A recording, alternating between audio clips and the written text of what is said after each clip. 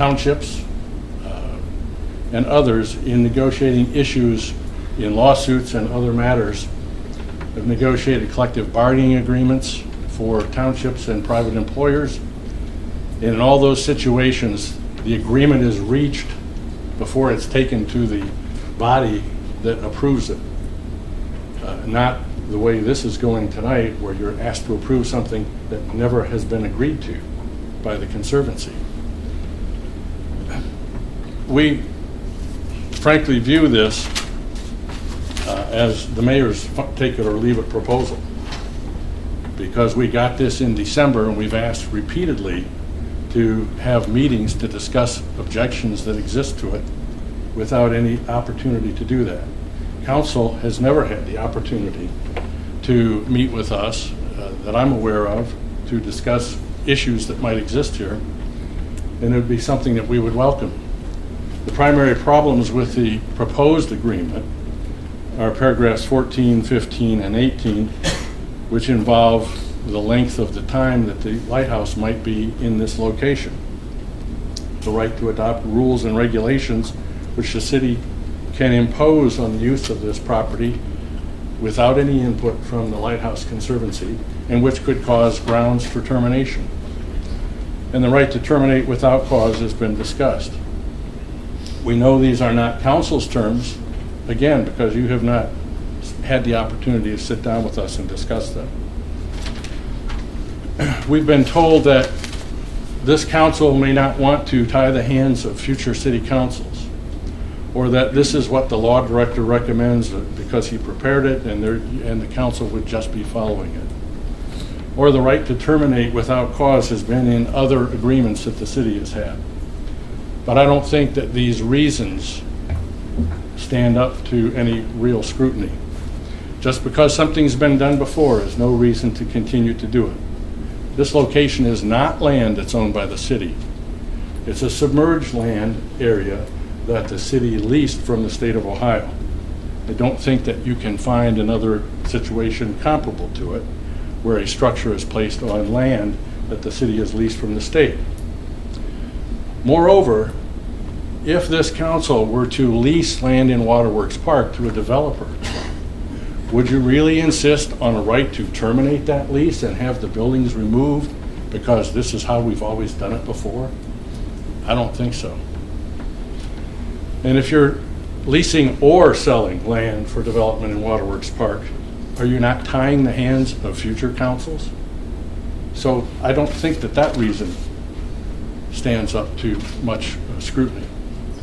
Mr. Wilbur said at the Parks and Recreation Committee meeting that committee and council can change whatever portions of this proposed agreement that has been presented to us from the administration you want to. Clients are always free. When they hire us as lawyers, they're always free to accept or reject the advice we give them. And you are too.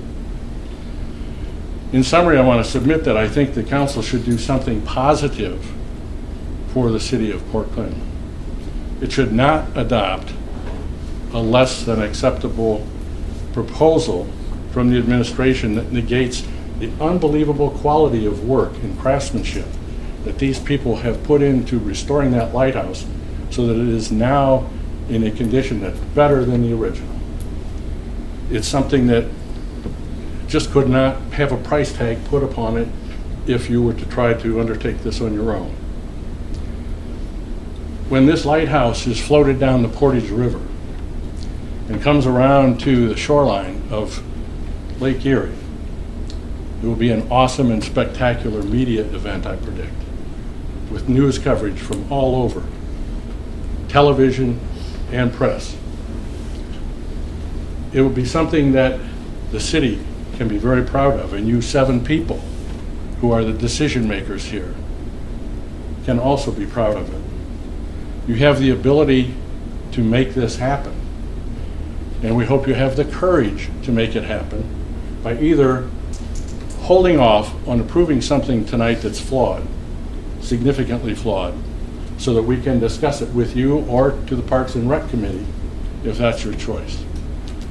We would like to see this happen. I think the people of Port Clinton would like to see this happen, And we hope that you all will agree with that and do it the right way, the way these people have restored this lighthouse. Thank you.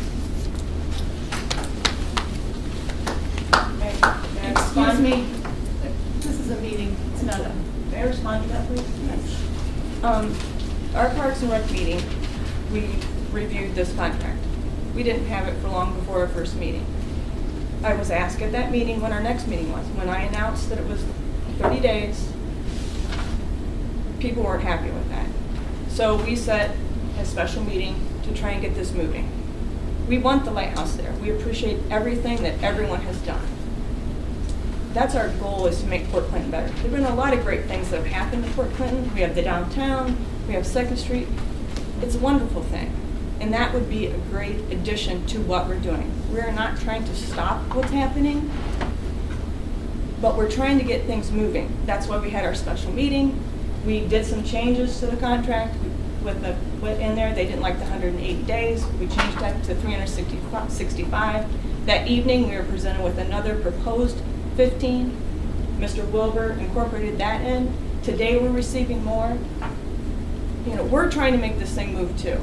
It has to be a little on both sides. We have to trust each other to get this thing moving. And we're not there to stop what's happening. So I just want to put that up. I mean, we understand where you come from. You've worked really hard on that.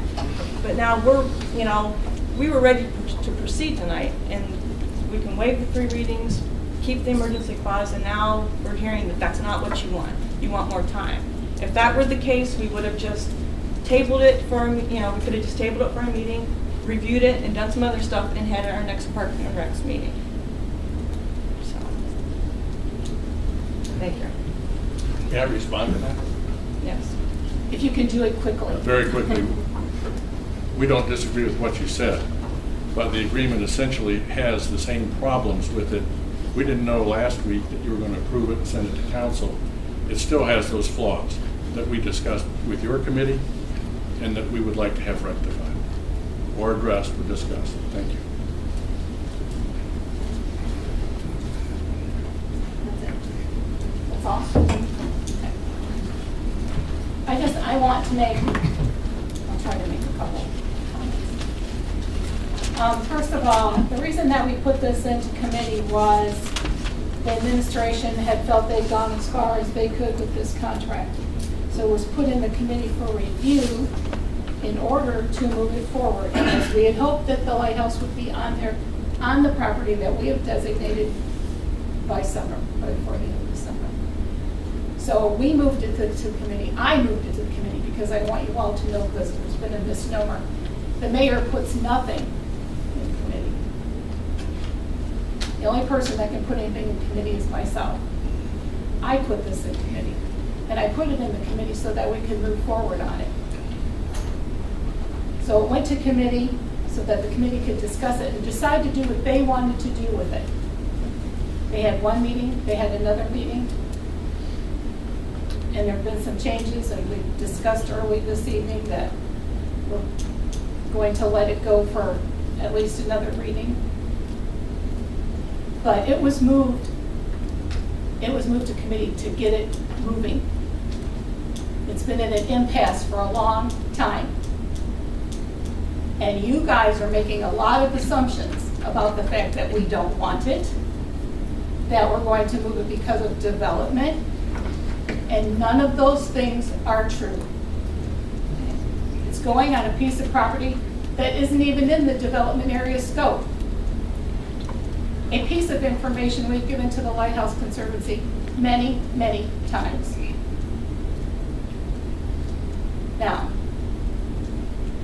we're going to buy a little time here, and we're going to see what happens. But the Conservancy has to give a little. We've given. We're making an agreement with a group of people who don't own a building. We have a promise that Mr. Brand is going to give that building to the Conservancy. Yet we've gone forward with this agreement.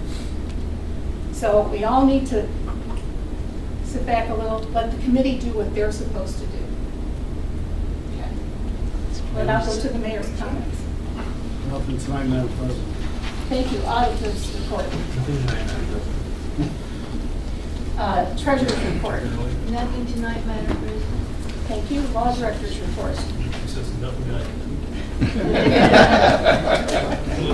was going to say something.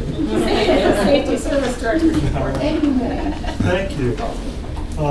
Just a little bit of update on the project downtown. We opened up Second and Jefferson. That's open tonight. That should be open for quite a while right now until they have to go back and do a few things. But we did close down Second at Madison to the post office. There's some more laterals that have to go in that area, so that is closed down. They believe they can be done through tomorrow night. I'm going to tell you it'll probably be Thursday before that's opened back up, but that's the plan. So that means late Thursday night, so in theory it could be Friday morning by the time that's going, so everybody knows what's happening with that. There's been some confusion on the brush pickup. We will be on the east side picking up brush on the 29th. We've been scattering town with the storm damage that we've had lately, trying to pick all that stuff up, and as you guys can see, it's everywhere. So we're trying our best with our crews to get that done. Also, we're still working on potholes. I'm getting a lot of calls on alleys right now. We have to finish the potholes. There's some pretty good ones in certain locations, and I appreciate you guys calling and letting us know, but we will be on potholes again tomorrow. And another positive note, the playground at West End is supposed to be put in tomorrow. So that's a good thing that's happening out there. Thank you, Madam President. Thank you. Police chief's report. Nothing tonight, Madam Thank President. you. Fire chief's report. Nothing tonight. Thank you. Under correspondence, I have a save the date for the 2015 Experience Ottawa County, which is August 20th at the Keys in Clinton Bay. I don't know if all of you got that or not. An invitation to the Lighthouse Conservancy is going to host an open house at the Lighthouse on June 25th from 5 to 8. Somebody inquired whether there was going to be shuttles from downtown. Do you know if that's going to be, or people have to walk from downtown to? You can drive. Can drive? Okay. Yeah. Somebody asked that question, I just wanted to be able to answer it. Also, we received a thank you note from the Kallenbach family, and it says to the Portland City Council, thank you so much for your thoughtfulness in sending the lovely floral arrangement. My mother loved Port Clinton, and the week before the death, she was asking our dad what happened at council meetings. She loved flowers too, and they helped to make the memorial service even more beautiful. Your kindness is so appreciated. It's from the family of Claire Kallenbach. I need a motion to accept the correspondence as read, and also the Finance Committee meeting minutes of 5/19 and 6/16. I'll make a motion. Thank you, Ms. Phillips. Thank you, Mr. Trolley. All those in favor? Aye. Thank you. No.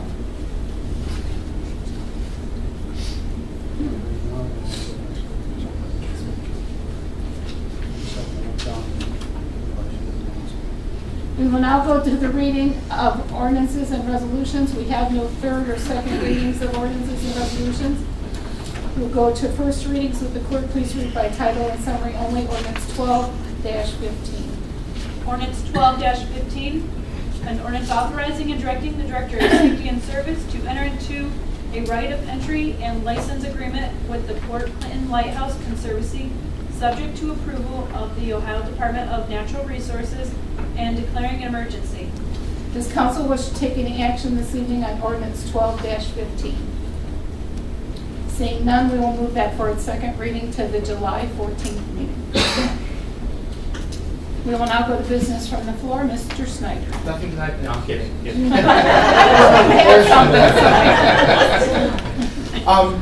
As this is the last meeting before the 4th of July, I just wanted to go over real quickly all of the activities that are scheduled for the 4th of July here in the city of Portland. The day starts off, and I pointed the other Dave in the room, that the Star Spangled Squirt Gun Run will start in the morning. There's a website out there, squirtgunrun.com, to get information on that. Moving over to Trinity Methodist Church, there are a variety of activities in that area, Adams Street, Trinity, that begin at 3 o'clock. There's a firecracker cutie contest. You can contact Mary Ann Snyder to pick up applications, or they're available at Perfect Color Hair and Tan, Country Gentleman's Salon, Mary's Blossom Shop and on the Facebook page.